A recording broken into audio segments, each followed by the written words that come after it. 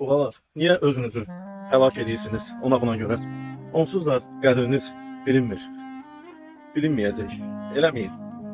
Heç kəsə heç nə eləməyin. Onsuz da sizə xeyri yoxdur. Yenə də sizin o ürəyiniz var, gözəl ürəyiniz. Yenə də yaxşılıq eləyəcəksiniz. Çünki Allah Taala sizi belə yaradıb. İnsanlara yaxşılıq bəxş etmək üçün.